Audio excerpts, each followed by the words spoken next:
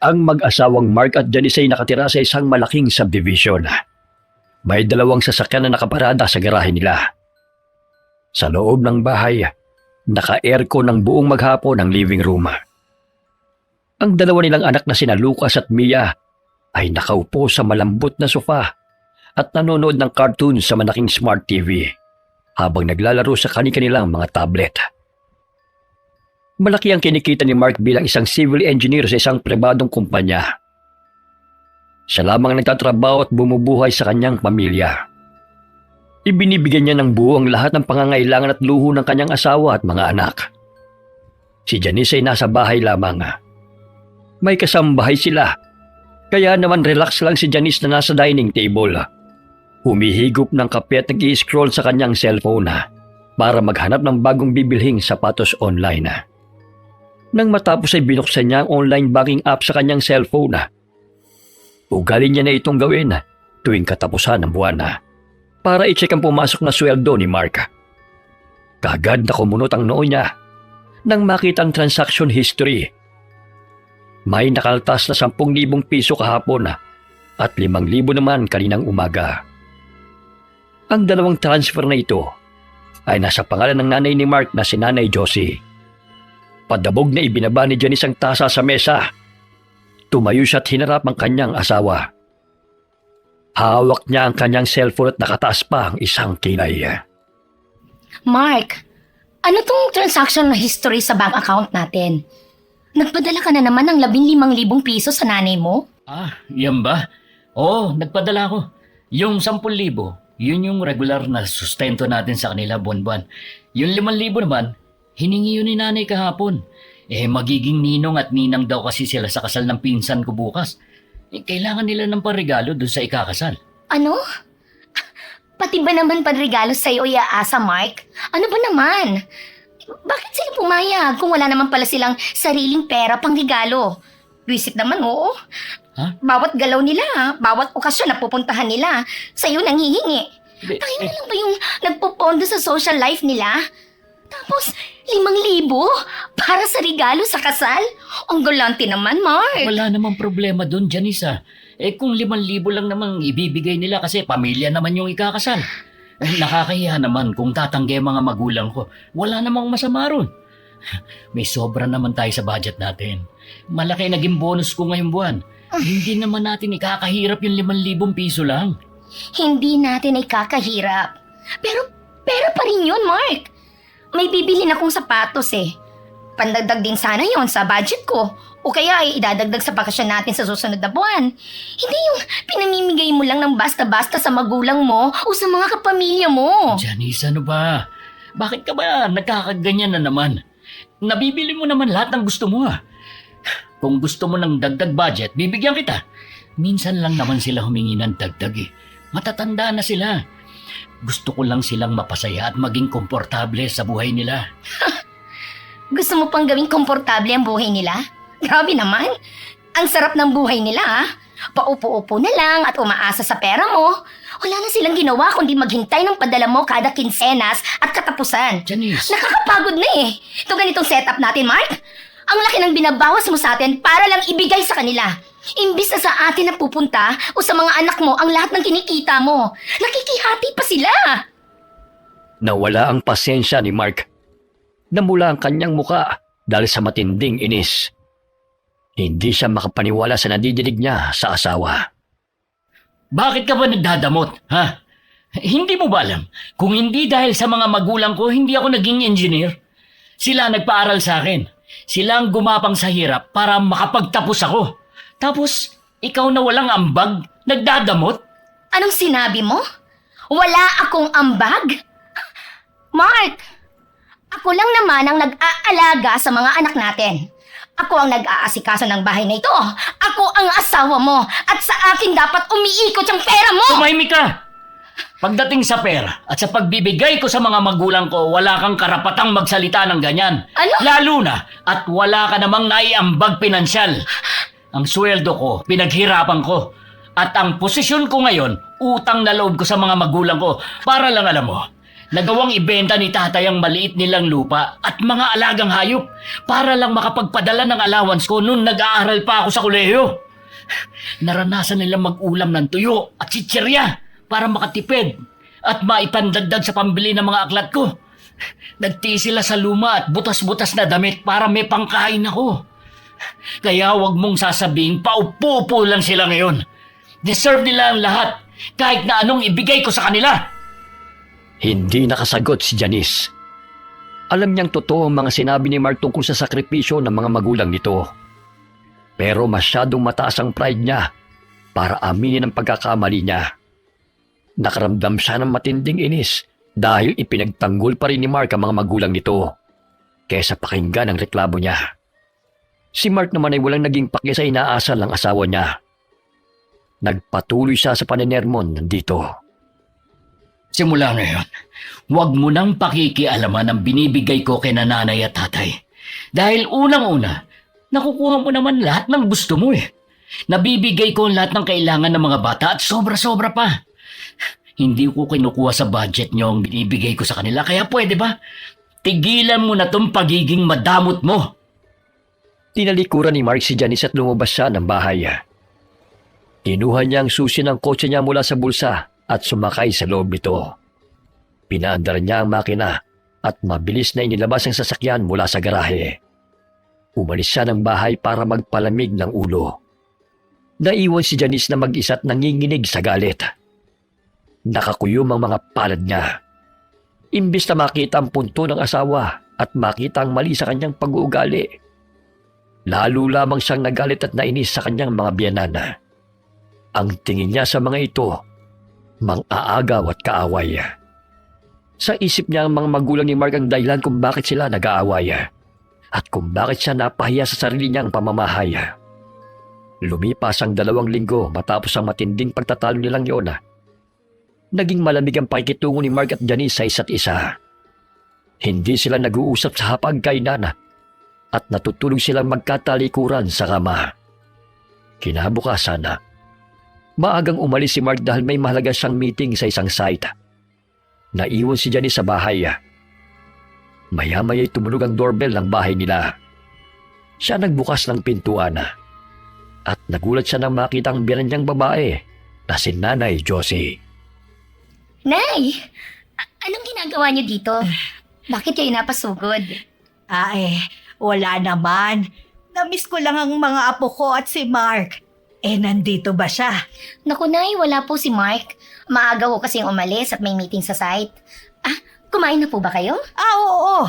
Kumain na ako dun sa terminal kanina. Magpapahinga na lang muna ako at nahilo ko sa biyahe. Nay, teka lang ho. Ano ho ba talagang sadya nyo? Hindi naman ho kayo bibiyahe dito ng basta-basta, di ba? Mukhang hindi lang naman po ata pag kami sa mga batang dahilan. Pwede nyo naman pong sabihin sa akin? May gusto sana akong hinging pabor sa kanya.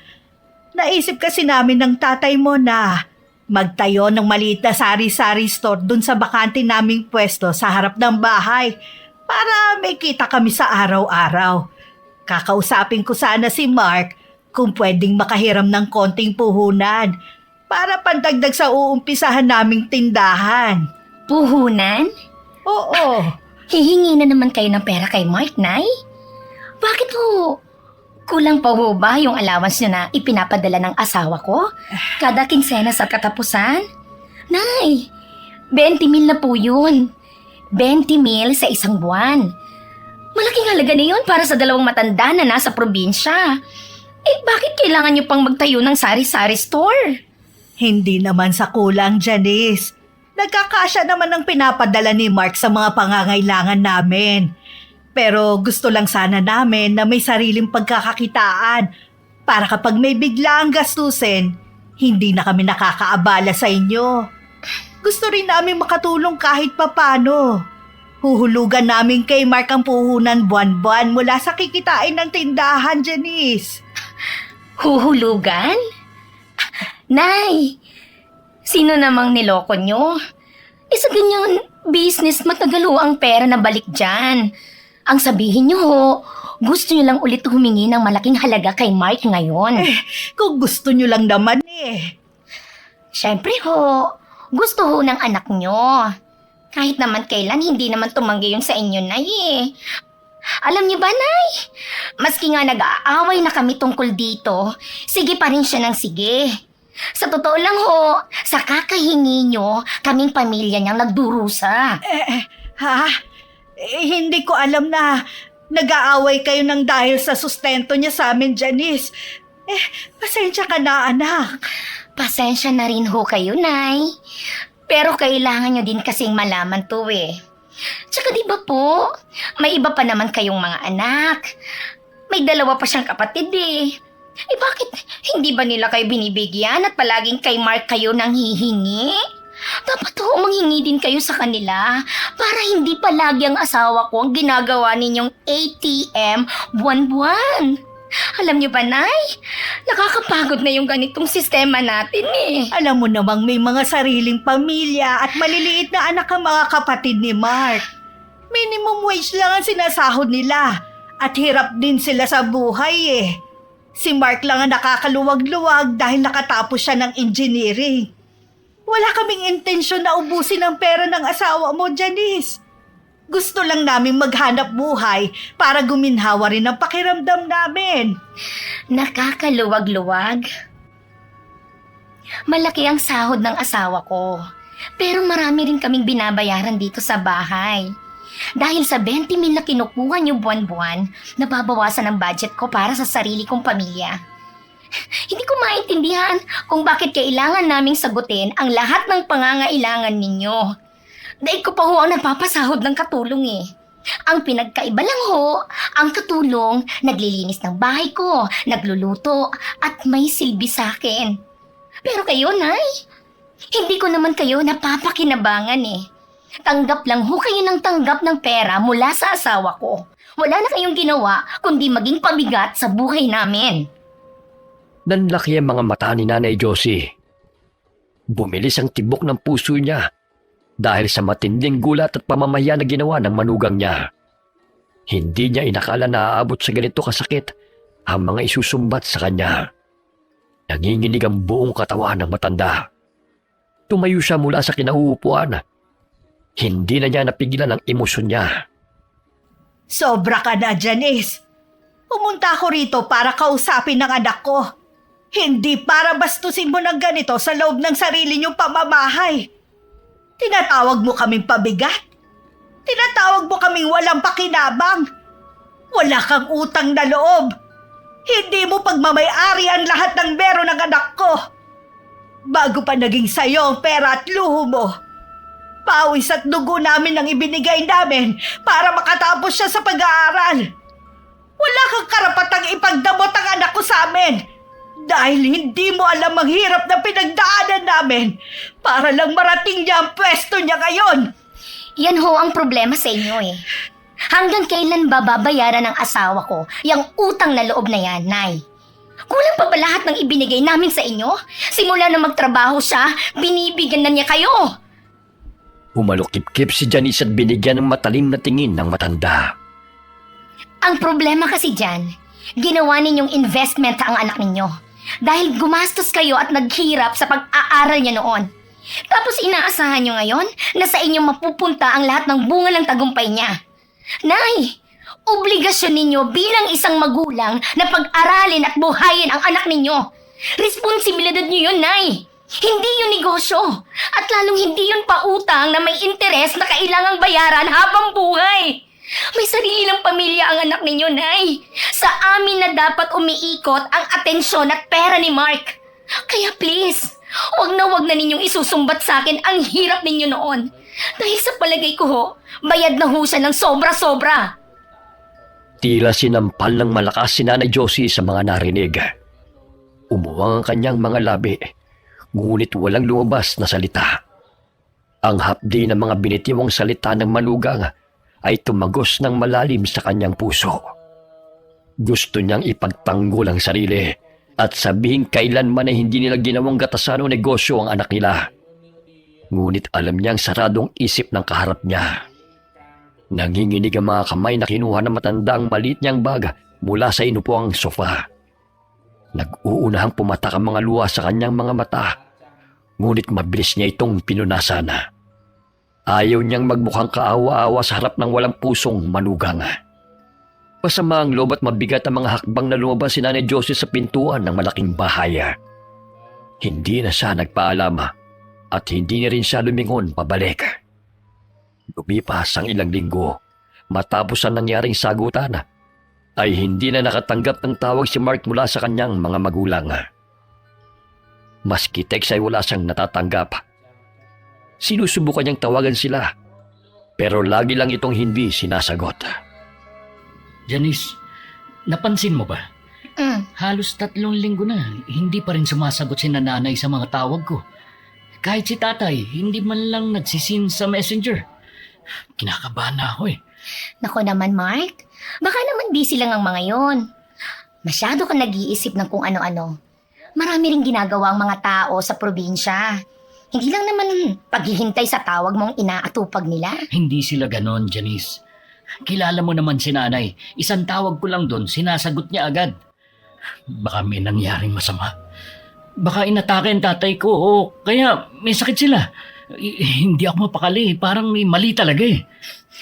Masama ka agad?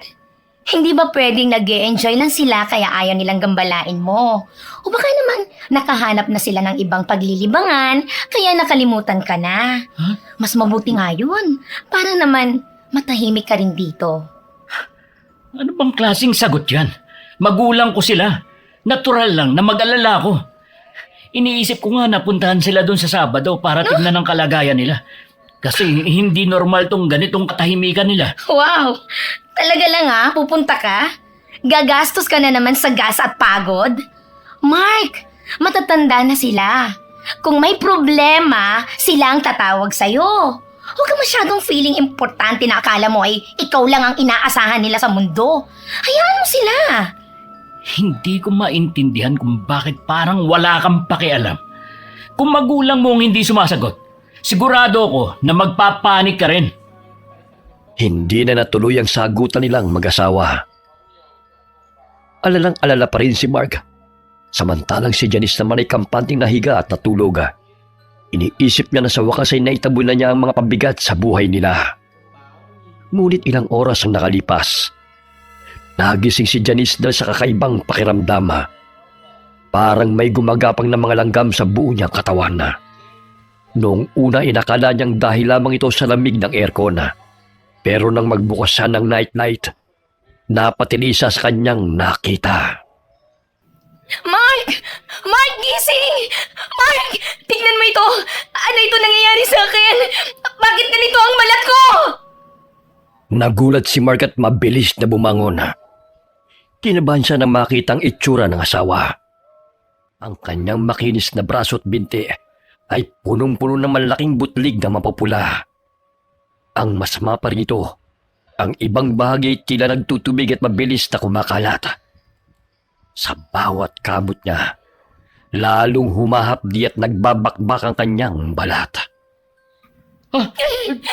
Bakit ganyan? Ano nangyari? May allergy ka ba? Ano ba kinain mo kagabi? Halika, mabis ka. Dadaling kita sa ospital. Teka lang, hindi ito allergy. Ha? Iba ang kutob ko dito eh. Ang katina, sobrang hapdi pa. Sa palagay ko kinulam ako. Ano? Kinulam? Oo. Ano ka ba naman, Janice? Naniniwala ka pa ba sa ganyan? Sino naman kukulam sa'yo kung sakali? Malamang kinulam ako ng nanay mo. Ano bang pinagsasabi mo? Baka dahil lang yan sa stress o kung anong sabon na ginamit mo. Huwag mo naman pagbintangan si nanay sa ganyang kabulastugan. Anong kabulastugan? Sigurado ako, hindi ito sakit. Kulam to! Kumuha si Janice ng iba't ibang mamahaling ointment at gamot sa kanilang kabinet. Ipinahid niya ito sa kanyang mga braso. Pero lalo lamang siyang napasigaw sa hapde. Tila mas lalo pang lumala ang sugat niya nang madikit ang gamot. Janice, makinig ka. Lalalayan kapag hindi tayo nagpunta sa eksperto. Dadalhin na kita sa dermatologist. Bukas na bukas din. Sinasabi ko sa'yo, Mark, walang magagawa ang doktor. Kulam ito. Kagagawa nito ng nanay mo dahil sa galit niya sa akin nung huli kaming nagkausap. Teka lang. Ano sabi mo? Nagkausap kayo ni nanay? Oo. Nagpunta siya rito. Umeepal na naman siya eh. Humihingi na naman ng pera. Kasi daw magbubukas sila ng tindahan nila. Nagkasagutan kami. Yun, galit na galit siya. Teka, anong sinabi mo sa nanay ko? Bakit siya nagalit? Sinabi ko lang naman sa kanya ang totoo. Napagod na ako sa pagiging ATM mo sa kanila. Ayun, tignan mo kung anong ginawa sa akin. Itong mga sugat na ito. Ito ang sagot niya sa akin. Masama ang loob niya kaya kinulam niya ako. Napanganga si Mark. Nandigas siya sa kinauupuan habang nakatingin sa asawa niyang nandidilat ang mga mata sa galit. Pakiramdam ni Mark ay binuhusan siya ng malamig na tubig. Hindi niya akalain na kayang sabihin ng asawa niyang ganong kabastos na salita sa sarili niyang ina. At mas lalong hindi niya matanggap na naglihim si Janice sa kanya ng ilang linggo. Huminga ng malalim si Mark. Nanginginig ang kanyang kamao sa pagpipigil ng galit. Ganon. Kaya pala hindi na sila tumatawag at hindi na nila sinasagot ang mga tawag ko. Tinaboy mo na pala sila. Bakit mo ginawa yun, Janice? Bakit? Huwag mo akong tanungin. Kasalanan mo ito eh. Dahil hindi ka nagpapakaasawa sa akin. Ano sabi mo? Anong hindi ako nagpapakaasawa? Kulang pa ba? May kulang pa ba gayong binibigay ko naman sa'yo lahat? Ano ba, Janice? Huwag kang magalit sa akin, Mark.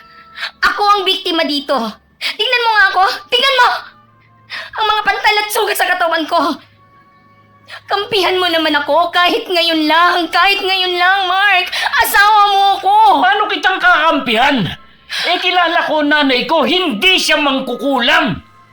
Lumabas ng kwarto si Mark at padabog na isinarado ang pintuan. Naiwan si Janice na mag-isa. Nanginginig at panay ang kamot sa makating katawan. Galit na galit ang ginanga at halos isumpa niya ang kanyang mga biyanan. Agad niyang kinuha ang kanyang cellphone at hinanap ang kontak sa probinsya. May naalala siyang kakilala na may alam tungkol sa mga pangungulam. Akala mo ba'y mapapatahimik mo ako sa ganitong paraan? Kung kaya mong gawin ito sa akin, kaya ko rin gawin sa'yo. Hindi ako papayag na ikaw ang manalo dito. Desidido na si Janice. Tingin niya ay kulang talaga ang nakuha niya. Kaya kulang din ang isasagot niya. Wala na siyang pakialam kung ano mangyayari. Ang mahalaga sa kanya ay makapaghiganti sa taong kinaiinisan niya ng labis at sumira sa kanyang ganda at katahimikan. Mata sa mata, ngipin sa ngipin. Kung gusto niyo ng ganitong labanan, pwes, pagbibigyan ko kayo. Magbabayad kang matanda ka. Magbabayad ka! Kinabukasan, maagang umalis si Mark para sa isang out-of-town site visit. Pagkaalis ang sasakyan ni Mark, mabilis na nagbihis si Janice. Nagsuot siya ng mahabang manggas, leggings, at malaking sombrero para matakpan ang kanyang mga sugat at mukha. Hindi niya pinansin ang mga anak na nagtatanong kung saan siya pupunta. Sumakay siya sa lumang sasakyan na bihirang gamitin at nagmaneho patungo sa isang liblib na bayan sa kabilang probinsya. Matapos ang 2 oras na biyahe, narating niya ang isang maliit na dampa sa paanan ng bundok. Nakita niya roon ang pinakasikat na mangkukulam sa kanilang baryo. Nagbayad siya rito ng malaki, kapalit ng sakit na ibibigay nito sa kanyang biyanang babae. Umuwi si Janice na tila nabunutan ng tinik. Sa mga sumunod na araw, naging kalmado at naging mabait siya sa asawang si Mark. Kakaiba ang kabait ang pinapakita mo. Kinakabahan tuloy ako. May ginawa ka na naman bang masama? Ano? Ano ka ba, Mark? Wala akong ginawang masama. Pumabawi lang ako sa'yo. Kasi alam kong marami ka ng tampo sa akin eh. Sasagot pa sana si Mark, pero biglang tumunog ang kanyang cellphone. Nang tignan niya ang screen, nakita niya ang pangalan ng kanyang tatay. Kaagad niya itong sinagot. Hello, Tay. Mabuti naman, tumawag na kayo. Kumusta kayo ni nanay? Mark, anak, ang nanay mo, bigla na lang bumagsak sa kusina kanina habang naghahanda ng agahan namin. Akala ko'y nahihilo lamang pero paglapit ko'y namimilipit siya sa sakit. Ho? Kumusta na po siya ngayon? Tinakbo niyo ba sa ospital? Oo, anak, nandito kami ngayon sa emergency. Kaya lamang hindi pa siya maayos. Kasi walang tigil ang pagsusukan niya ng malapot na itim na likido. Tapos tinubuhan siya ng mga pasa. Natatakot ako, anak. Baka hindi na kayanin ang nanay mo. Matapos ang tawag ay ibinaba ni Mark ang telepono. Nanginginig ang buong katawan niya habang mabilis na kumukuha ng gamit sa aparador. Halos hindi niya maipasok ang mga damit sa bag dahil sa pag-aalala at sa pagkataranta. Ano ba yan, Mark? Ano bang nangyayari? Si nanay, may masamang nangyari sa kanya. Nasa ospital siya ngayon. Ha? Bakit daw? Nagkasakit ba siya? Anong sakit niya? Sabi ni tatay, namimilipit daw sa sakit sa tiyan at sumusuka ng kulay itim na likido. Nilaboratorio ng araw pero wala naman daw makitang mali sa mga test. Tapos may mga pasa pa daw sa katawan. Ha? Diyos ko naman, paano nangyari yun? Baka naman nakakain lang ng kung ano si nanay. Hindi, Janice. Kasi parehas lang naman sila ng kinain ni tatay. Ikaw na muna ang bahala rito. Pupuntahan ko sila. Kailangan kong tignan ang kalagayan ng nanay ko. O sige, mag-iingat ka sa biyahe, Mark, ha? Sana maging okay na si nanay. Tumango si Mark. At nang matapos niyang maayos ang mga gamit niya, mabilis siyang lumabas ng bahay at agad na pinaandar ang sasakyan. Samantala si Janice naman ay naiwan. Dahan-dahan niyang hinaplos ang kanyang braso. Isang malamig na ngiti ang sumilay sa kanyang labi habang pinakikinggan ng papalayong sasakyan ng asawa. Akala nyo, ganun-ganun lang ang ginawa nyo sa akin. Ngayon, mararanasan ninyo ang bagsik ng aking ganti. Yan ang kabayaran sa lahat ng naging kasalanan niyo sa akin. Matulog kayo ng mahimbing, Nanay Josie. Kung makakatulog pa kayo.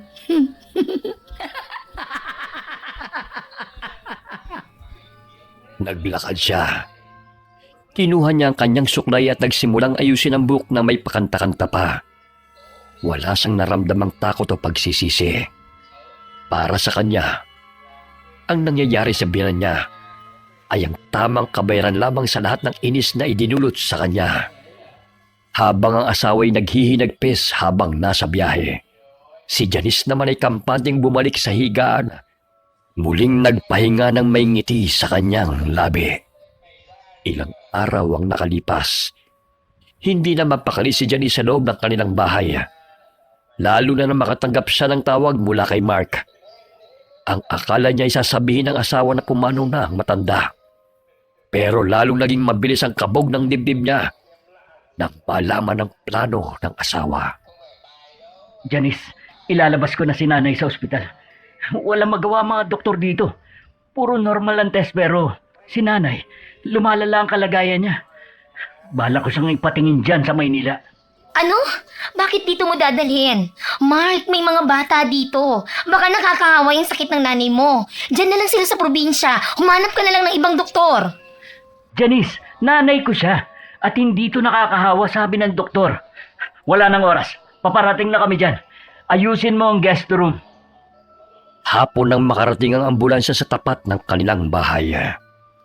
Tahimik lamang si Janice habang pinapanood si Nanay Josie na nakasakay sa stretcher. May timang paligid ng mga mata at may mga pasanat tila nabubulok kahit buhay pa. May kasama silang isang lalaki na hindi kilala ni Janice. Nang may pasok na sa guest room si Nanay Josie, may inilabas ang lalaki sa kanyang baga. May kandila, mangkok at humingi siya ng tubig. Sir Mark, lumapit po kayo dito. Kayo ng asawa niyo. Pumasok kayo dito sa loob. Kailangang makita niyo kung anong kalalabasan ng tawas. Huminga ng malalim si Mark at humakbang palapit sa higaan ng kanyang ina. Samantala, si Janice ay nanatiling nakatayo sa may hamba ng pinto. Nanlalamig ang mga kamay at pilit na itinatago ang panginginig ng kanyang mga tuhod. Tawas? Sandali, ano to? Siya si Selo. Tauhan ko sa site. Dati siyang albularyo sa probinsya nila. At inirekomenda siya ni Foreman sa akin para tignan si nanay. Albularyo? Bakit? Paano ba si nanay? May suspecha kami na nakulam siya. Ano? Akala ko ba hindi ka naniniwala sa kulam? Wala namang mawawala kung paminsan-minsan maniniwala. Lalo na kung kapakanan naman ni nanay ko ang nakasalalay dito. Hindi na nakasagot si Janice. Wala siyang nagawa kundi ang manood habang nakatayo sa sulok ng kwarto at nakahalukip-kip. Sinimulan na ni Selo ang pagtatawas. Nagpatak siya ng kandila sa tubig habang bumubulong ng mga orasyon. Ang puting usok ng kandila ay biglang naging itim. At ang natunaw na wax ay nagsimulang bumuo ng kakaibang imahe. Kasabay nito'y umalingasaw ang napakabahong amoy na parang nabubulok na karne. Napatakip ng ilong si Mark habang si Janice naman ay nagsimula ng pagpawisan ng malapot kahit naka-aircon pa ang kwarto. Selo, anong ibig sabihin yan? Bakit ganyan ang amoy? Kinulam ba ang nanay ko? Tinignan ng matagal ni Selo ang tubig. Lumitaw doon ang isang figura ng manika na may mga karayom. Pagkatapos tumingin ang albularyo kay Mark at dahan-dahang inilibot ang paningin sa buong kwarto hanggang sa tumigil ang kanyang mga mata kay Janice. Oo, sir. Kinulam nga ang nanay mo. Ito, tignan mo. 2 taong nakikita ko rito. Yung isa parang isang demonyo at yung isa babae. Ipinakulam ang nanay nyo. Ha? At yung nagpakulam, hindi nilalayo sa inyo. Anong ibig mong sabihin? Sino may gawa nito? Isang kamag-anak ba sa probinsya? Umiling si Selo. Itinaas niya ang kanyang nanginginig na daliri at itinuro ng diretsyo si Janice na noon ay unti-unti nang umatras palabas ng pintuan. Ang nagpakulam sa nanay mo, Sir Mark, nandito lang sa loob ng bahay niya. Ang taong yan, ang asawa mo. Siya may kagagawa ng paghihirap ng magulang mo. Binalot ng nakakabinging katahimikan ng kwarto. Dahan-dahang lumingon si Mark kay Janice. Ang mga mata ni Mark ay puno ng pagkalito na nauwi sa matinding galit at pandidiri. Janice, totoo ba ang sinasabi ni Selo? Ikaw? Ikaw ang nagpakulam sa nanay ko? Hindi. Huwag kang maniwala sa bulaang albularyo na yan. Nag-iimbento lang siya. Mike, asawa mo ko. Paano ko naman gagawin yun sa nanay mo? Mabilis na lumapit si Mark sa kanyang asawa at hinawakan siya ng mahigpit sa braso. Namilipit naman sa sakit si Janice dahil dito. Sumagot ka ng totoo. Ipinakulam mo ba ang nanay ko? Oo! Ako nga! Ako nga ang nagpakulam sa nanay mo! Pero kasalanan niya yon, Mark! Inunahan niya ako! Kinulam niya ako noong nag-away kami. Nakita mo naman yung mga sugat ko, di ba? Yung mga pantal ko! Iniisip ko nga, kung papatayin niya ako, uunahan ko na siya! Mata sa mata, ngipin sa ngipin lang ang ginawa ko! Anong inunahan? Janice, hindi mang kukulam ang nanay ko. Pinatunayan na yan sa akin ni Selo. At saka mabait si nanay. Hindi siya marunong magtanim ng galit. Yung mga sugat mo, yun ang gusto kong ipasuri sa doktor. Pero nagmatigas ka at pinilit mo na kinulam ka. Yun ang pinaniwalaan mo, kaya mo nagawa ito. Kinulam naman talaga ako ng nanay mo eh! Masamang tao ang nanay mo, Mark! Mukhang pera! Mga walang kwenta! Ang gusto nila, ubusin ang pera natin! Pera pa rin? Hanggang ngayon, pera pa rin ang nasa utak mo. Halos mamatay na nanay ko dahil sa kadamutan mo. Janice, hindi ko na alam kung anong klase kang nilalang. Wala kang puso. Wala kang utang na loob. Hinarap ni Mark si Selo Ang boses niya ay basag na. Naiiyak na rin siya dahil doble-dobleng sakit na ang nararamdaman niya. Selo, magagamot pa ba ang nanay ko? Gawin mo ang lahat. Sige po. Kaya ko ito. Magagamot natin ang nanay niyo. Kaya lang may babala eh. Ha? Kapag binawi kong ginawa niya, ang lahat ng sakit na nararamdaman ng nanay niyo, babalik ng doble sa asawa niyo. Napatingin si Janice kay Selo. Baka sa mukha niyang matinding takot. Ang lahat ng yabang niya ay biglang naglaho. Napagtanto niya ang paghihiganti niya na inakala niyang magpapanalo sa kanya ay siya palang magiging simula ng kanyang pagbagsak. Patawarin mo ako, Janice. Dahil hindi ko na kayang protektahan ka mula sa sarili mong mga desisyon. Hindi ko gustong mangyari to. Pero wala na akong magagawa. Wag! Maawa ka sa akin! Damhin mo ang bunga ng lahat ng ginawa mo. Wag! Lahat ng sugat at pasa habang buhay mong dadalhin. At sa tuwing haharap ka sa salamin, hindi na mukha mong magandang makikita mo, kundi ang halimaw na naging kapalit ng bawat sentimong ipinagdamot mo. Mark! Huwag mong gawin ito sa akin! Maawa ka sa akin, Mark! Asawa mo ako! Asawa nga kita, pero makasarili ka. Aray! Nagawa mong saktan ng mga taong wala namang ginawang masama sa'yo. Alam mo, yung pera, kikitain ko pa yun. Pero nanay ko, iisa lang siya. At dahil sa kadamutan mo, hindi lang biyena na nawala sa'yo, nawalan ka na rin ng asawa at nawalan ka pa ng dangal. Huminga ng malalim si Mark at tumingin sa kawalan na. Tila kinukuha ang huling lakas para talikuran ng babaeng minahal niya. Patapos ang araw na yun, hindi na nakayanan ni Janice ang manatili sa bahay nila. Sa tindi ng galit ni Mark, pinalayas siya nito ng walang anumang dala. Umuwi si Janice sa kanyang mga magulang. Doon siya nagpagamot. Gumaling siya. Nawala ang sumpa sa kanya.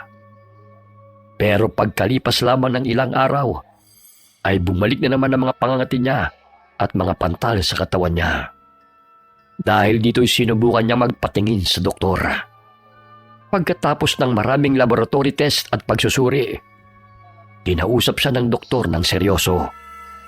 Sinabi ng espesyalista na ang sakit niya ay tinatawag na psoriasis.